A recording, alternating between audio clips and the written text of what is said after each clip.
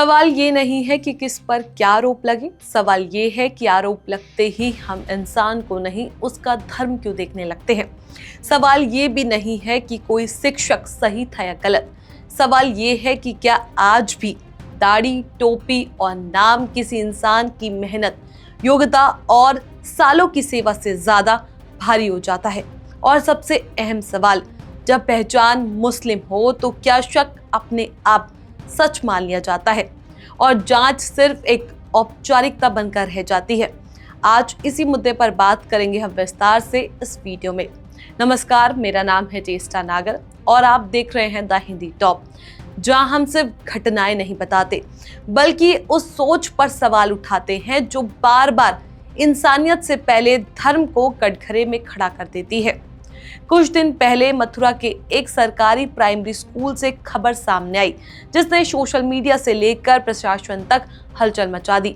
आरोप लगाया गया कि स्कूल में बच्चों का ब्रेन वॉश किया जा रहा है, जबरदस्ती नमाज पढ़ाई जाती है, हिंदू धर्म को नीचा दिखाया जाता है, राष्ट्रीय गान नहीं कराया जाता और बाहर से लोग बुलाकर बच्चों पर धर्म बदलने का दबाव बनाया जाता है।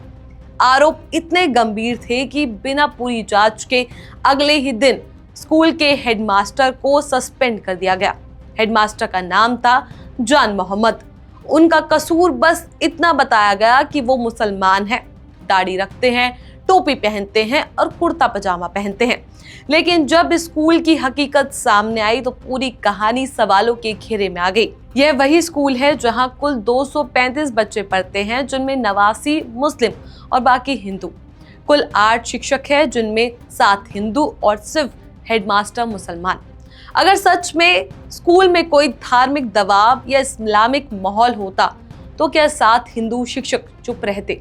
इंडियन एक्सप्रेस की रिपोर्ट के मुताबिक आरोप लगाने वाले स्थानीय बीजेपी नेता दुर्गेश कुमार थे, जिन्होंने 30 जनवरी को शिकायत की और 31 जनवरी को बिना फैक्ट चेक किए, बिना बच्चों से पूछताछ, बिना शिक्षकों के बयान और बिना सीसीटीवी जांच के सस्पेंशन ऑर्डर जारी हो गए।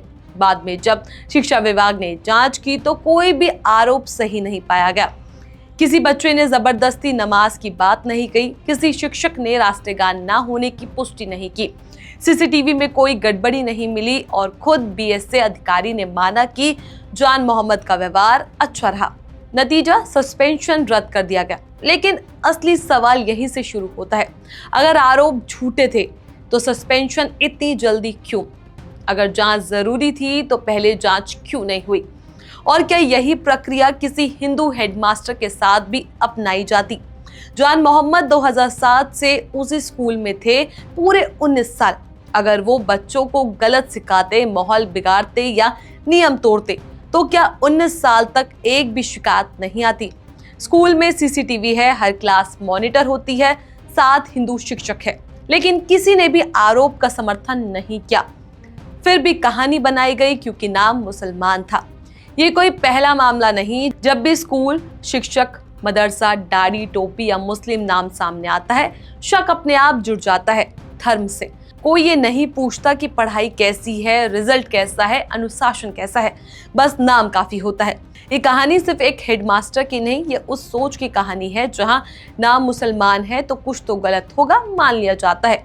आज जान मोहम्मद है, कल कोई और होगा। इसलिए सवाल ये नहीं कि एक स्कूल में क्या हुआ, सवाल ये है कि क्या आज भी शक का सबसे आसान निशाना मुसलमान है?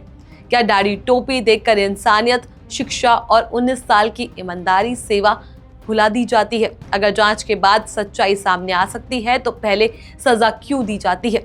क्योंकि जब आरोप नाम देखकर लगाया गया तो समझ लीजिए समस्या किसी स्कूल में नहीं बल्कि हमारी सोच में है। लेकिन सवाल सिर्फ समाज से नहीं, सवाल प्रशासन और सरकार से भी है। जब किसी पर इतने गंभीर आरोप लगाए जाते हैं तो क्या जिम्मेदार शासन का काम ये नहीं होता कि पहले तथ्यों की जांच करे, सबूत देखे, हर पक्ष की बात सुने? क्या प्रशासन का काम आरोप लगाते ही कार्रवाई करना है या न्याय सुनिश्चित करना? अगर बिना जांच सस्पेंशन हो सकता है तो इसका मतलब ये है कि सिस्टम भी शक के साथ खड़ा हो गया। और जब सिस्टम शक के साथ खड़ा हो जाए तो इंसाफ सबसे पहले कुचलता है।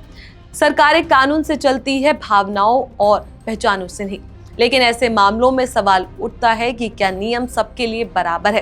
क्या प्रशासन भी उसी सामाजिक पक्षपात से प्रभावित हो रहा है जिससे एक आम नागरिक जूझ रहा है? अगर जांच के बाद सस्पेंशन रद्द हो सकता है तो ये मानना पड़ेगा कि जल्दबाजी में लिया गया फैसला गलत था, और अगर फैसला गलत था तो उसकी जिम्मेदारी कौन लेगा?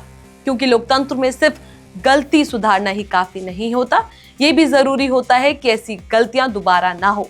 इस खबर को लेकर आपका क्या कुछ कहना है? अपनी राय हमें नीचे कमेंट सेक्शन में जरूर बताएं। ऐसी और भी वीडियोस के लिए आप हमारे चैनल द हिंदी टॉप को सब्सक्राइब कर लें। इसके अलावा आप हमें एक्स, फेसबुक और इंस्टाग्राम पर भी फॉलो कर सकते हैं।